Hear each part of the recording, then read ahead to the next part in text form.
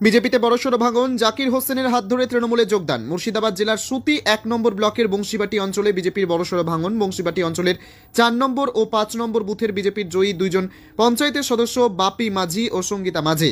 এছাড়াও বিজেপির বুথ সভাপতি দিলীপ রবি দাস সহ প্রচুর বিজেপির কর্মী সমর্থক বিজেপি ছেড়ে জঙ্গিপুরের বিধায়কের জাকির হোসেনের হাত ধরে তৃণমূল কংগ্রেসে যোগদান করলেন। জঙ্গিপুর থেকে রিমেল সাবাবের রিপোর্ট, আর নিউজ জঙ্গিপুর। আমি বংশবাটির লোকের কথা বলছি যে আপনারা সকল মেম্বাররা সচেতন হন।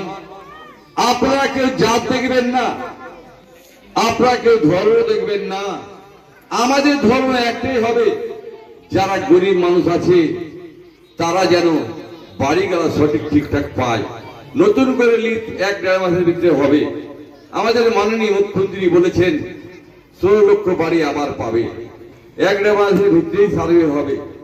আমরা কিন্তু হিন্দু না, মুসলমান না, খ্রিস্টান না, যে গরিব মানুষ আছে সেই মানুষটা যেন পায়। আমরা রাজনীতি যেন এই নিয়ে না। আমরা কিন্তু গ্রামে কিছু লোক আমরা খুব ছোট মাইন্ডের বাস করি। কেমন যে বলবে গ্রামের লোক ভুল করেছে, আগে কে বিজেপিকে দিয়েছে, কে কংগ্রেসকে দিয়েছে।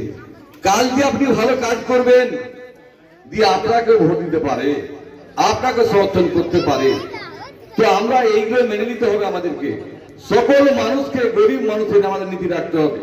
গরিব মানুষরা যেন বঞ্চিত না হয়। মাননীয় মুখ্যমন্ত্রী পরিষ্কার বলেছে প্রতিটা মানুষকে যেন তারা আবাস যোজনা পেয়ে বাড়ি বাস করতে পারে। তাই সার্ভে যেন আমাদের প্রশাসনকে বলবো, এবং আমাদের পঞ্চায়েত সমিতির সভাপতি আছে, প্রধান আছে, মেম্বাররা আছে, পঞ্চায়েত সমিতির মেম্বাররা আছে, জেলা পরিষদ মেম্বার আছে, সকলের দায়িত্ব, বুথ সভাপতিরা আছে, অঞ্চল সভাপতি আছে, সকলের দায়িত্ব যে আপনারা এলাকায় যান।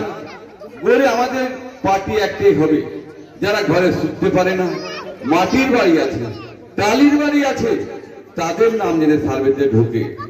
কেউ দোতলা বাড়ি নেবেন না, কারণ আপনারা জানেন অন্যায় করা যেমন পাপ, অন্যায়কে সাপোর্ট করাও পাপ।